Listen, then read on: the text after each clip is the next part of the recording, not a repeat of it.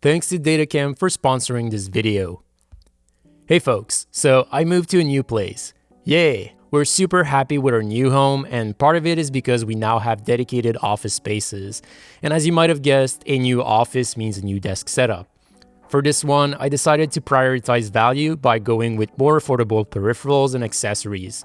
They're not budget, but they're far from the most expensive either, while being great products that perform well.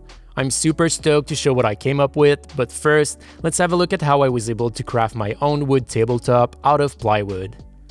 So for the top, I used a 2x4 feet panel of Russian birch plywood. It was just under $60 at Home Depot here in Canada.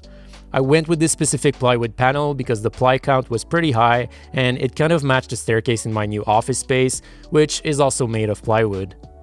I started by sanding it down to make it all even and smooth using 220 grit sandpaper. Then I used the bevel tool to round the edges.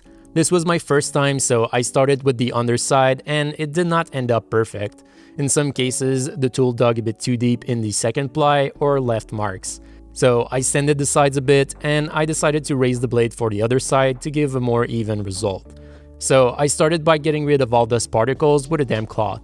For this step, I used Wipe-On Poly, which is an oil-based finish that you can apply with a rag. So I applied a first coat on the underside. It's a really thin coat given that you pretty much only wipe the liquid on the surface, but it ensures a more even result and it's less prone to have dust settle in given that it dries up quick. I also made sure to leave the window open to help with the odor. I left it to dry for around 4 hours and then I gave it a light sand with 400 grit sandpaper. Wiped any dust with a damp cloth and gave a second coat. I then repeated all those steps again and gave a final and third coat. So that's the underside, but now on top, I kind of used the same strategy, but gave 6 coats in total for a thicker and shinier finish.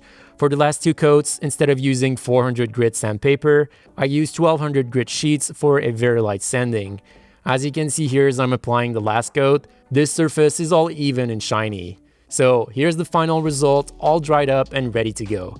I'm super happy with it, and even those beveled edges aren't too bad, even though it was my first time doing this.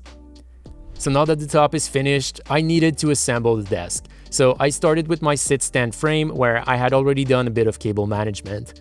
Part of it included having a power strip attached to the frame itself, all the motors wired and managed, and the control box being connected to power already. This saved me a bit of trouble later while managing cables. I placed my plywood sheet on top and made sure it was dead center with the frame, then I pre-drill holes from the underside. I prefer pre-drilling holes as it prevents potential cracks in the wood, and the screws I was using were pretty big and long, so I didn't want to take any chance. I secured the 4 corner screws first and then drilled the other mounting points as the top wouldn't move anymore. I did the same thing for the controller, but here to simplify my task, I first added double-sided tape to it so that it stays in place as I drill holes, and it did help quite a bit to make sure I got the placement right. This controller has 4 screws, so it's super solid. I then added all the peripherals and accessories that I will showcase in this video, and for cable management, I used the back of the monitor to route cables in a way they can hardly be seen. I added a USB 3.0 hub that's connected to the monitor for my peripherals with the same double-sided tape I used for the controller. I also mounted my microphone with that tape on top of the monitor, and as for under the desk, I mostly relied on attaching cables to the frame directly with Velcro cable ties. For the lamp, its control box had 3M tape under it, so that's what I used to have it stay there under the desk. Okay, now let's have a closer look at all the parts that complete this desk setup. Starting with the desk frame, this one is the Ergo frame from Ergonofis. I already had it on hand, so for me that was the cheapest option, but I wouldn't say it's necessarily budget. The quality is amazing, it's sturdy, it has a lot of mounting points for the tabletop with rubber grommets for a solid installation with the tabletop. The controller is also great with up to 4 preset heights, which is great if the desk is used by 2 people. All in all, it's a solid sit-stand frame, but there are cheaper options out there if you're on a tighter budget. The one thing I would recommend you to not skip out on is a 3-stage design. That means the legs are made of 3 parts and that allows for a lower minimum height, which I believe is needed for a proper ergonomic setup. 2-stage design legs usually don't go low enough in my view. Alright, now to the chair. Since I've been packing for the last 2 months, I relied on this smaller Steelcase Series 1 chair as my daily driver at work, and I have to say that it's a very solid chair for the price. I would get this chair over most other options in the same price range, and that includes Ergonomis and all the gaming chair brands. For around $400 you get a very comfortable chair from a reputable brand, assembled in the US and with a 12-year or lifetime warranty, depending on the parts. It's also relatively compact, making it great for smaller spaces, but doesn't compromise on comfort in my view. It has all the adjustments one needs for a proper ergonomic posture, including height, seat depth, back tilt lock with 2 tension settings, and adjustable lumbar support. It can also be customized quite a bit to your likings, but I really like this all-black variant and how it matches with my desk frame. It was part of my ultimate budget chair comparison video, and I was happily surprised with it. Definitely a recommendation from me. Now, you'll want to see the actual peripherals I use for this desk setup, and that's going to be right after this short ad break from DataCamp. As a software developer, I often need data skills to do my day-to-day job. Whether that's for debugging production data or understanding the usage of a feature, data skills are more important than ever. DataCamp is an online learning platform that makes acquiring data skills easier and more convenient. They have over 350 data science courses for all levels, designed by top experts, and that includes a data science for everyone course. Data is everywhere, and it can be used to draw meaningful conclusions by using it to experiment or even predict the future. Awesome, right? From beginner to pro, you can develop new skills with DataCamp and stand out professionally to unlock new career opportunities for yourself. And if you don't know where to start, DataCamp offers free assessments to get personalized learning recommendations. Invest in yourself. Use my link in the description and check out the first chapter of any course for free. Okay, back to the desk setup. Let's have a look at the monitor. So that's a new release from ViewSonic, the VP27562K. I reviewed the 4K version a few months ago, but this is the 2.5K version, and that makes it a bit more affordable. And realistically, this resolution is not too bad at 27 inches. It's a bit more expensive than other monitors with comparable image quality. I mean, 27-inch 2.5K IPS monitors can be found for cheaper, but it does offer a lot of amazing features that I think are definitely worth the extra money.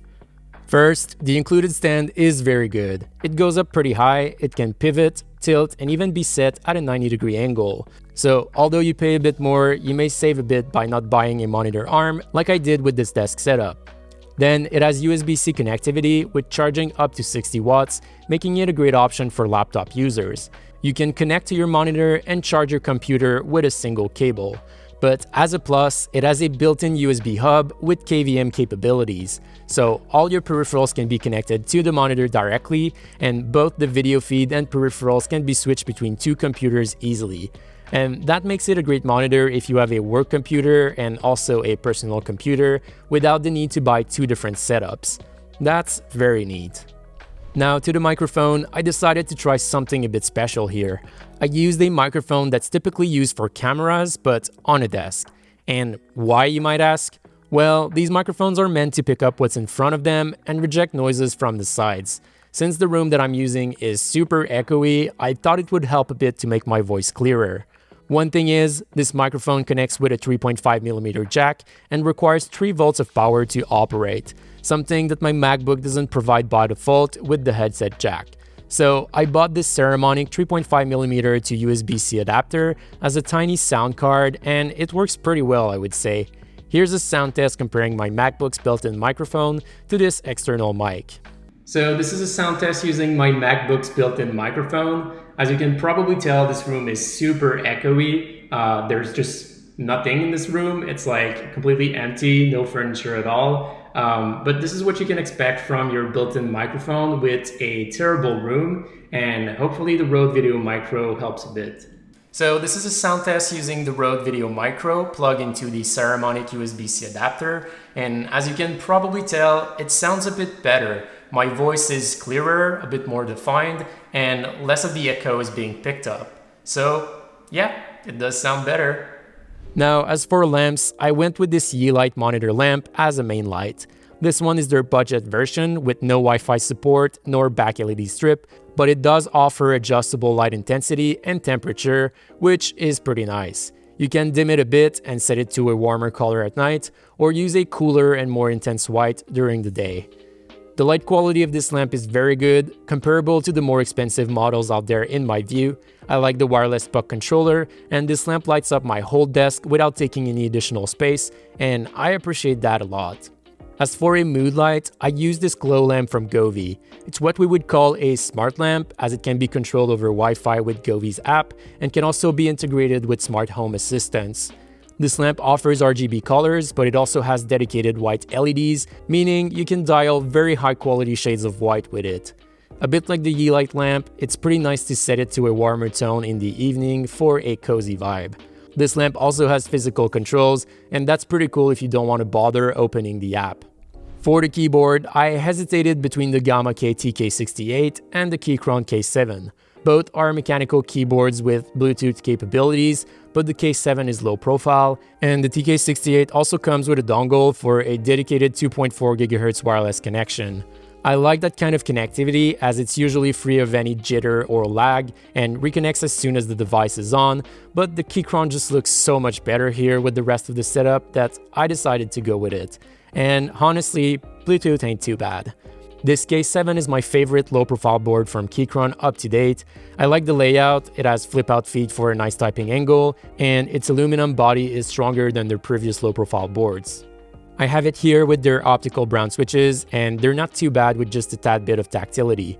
For the price, you can't really go wrong with the K7 in my view. Now, to the mouse, I went with an old one that I had on hand, the Logitech Anywhere 2S. While this product is discontinued, it offers most of the same features the Anywhere 3 offers. I would say the biggest downside is that it doesn't charge over USB-C. It can connect via Bluetooth or with a dedicated dongle, and I chose the latter for a super stable connection, and it works great. It has great battery life, offers a stepped and stepless scroll wheel, and overall feels premium. I think the tip here I want to give is to prioritize higher quality products that might be a bit older for the same price of newer and inferior products. The Anywhere 2S is still super solid and can be found for a bit cheaper, used or refurbished than the brand new Anywhere 3, so that's a great way to save without compromising much. Okay, now to the desk mat. This one isn't the cheapest, it's from DeltaHub and is actually high quality. From the stitched edges to the rubber dots underneath for a solid grip, it's a very nice mat. But again, I had it on hand and I'm showcasing it more for what it is, a synthetic felt desk mat. These can be found for cheap around the web, and they're a bit more comfortable than leather-like or cloth desk mats. They don't necessarily glide as well as the latter, but you don't really need that for work, so I think they're a great option for that purpose. This size is also just perfect for this desk, leaving a bit of room on both sides, but also depth-wise so that it doesn't interfere with the monitor stand. Okay, final item, the laptop stand. So I got this little gadget from Amazon. It's mostly aluminum, and I have to say, it's a bit flimsy in hand, but once set up on a desk, it doesn't budge really. It's a portable stand that lets you set your laptop at an angle, and set angle is adjustable, so that's pretty cool. What I like about it compared to a vertical stand is that it lets you use your laptop screen as a secondary monitor, bringing it at a better height ergonomic-wise. It also lets you use your laptop's webcam if you don't have the budget for a dedicated one. It helps with airflow, and finally, it lets you use Touch ID if you're on a Mac. This stand also allowed me to bring my laptop closer to me on the felt desk mat without causing heat issues or having an unstable laptop, so even though the quality is not perfect, it does what it's supposed to. Alright, so in conclusion, I'm really happy with the result. I'm also proud to showcase a desk setup that is more affordable than what I usually have on this channel. I kept budget and value in mind, so even though not all items are the cheapest, I think they offer some of the best value out there if you want to get the most out of what you spend on your desk setup. Finally, as you might have noticed, this office space is super bland, no decoration or anything, and it sounds super echoey. So if this upsets you, definitely subscribe to see how I will decorate and set up the whole room. I have a pretty dope video planned just for that next month. So that's it for today. I'll link all the items I used in this video down below, from the tools and materials I used to make the desktop to all the desk accessories I used. Everything will be listed there. Hope you enjoyed. Make sure you leave a like if you did, and don't forget to subscribe if you haven't already, as I'll see you in the next video.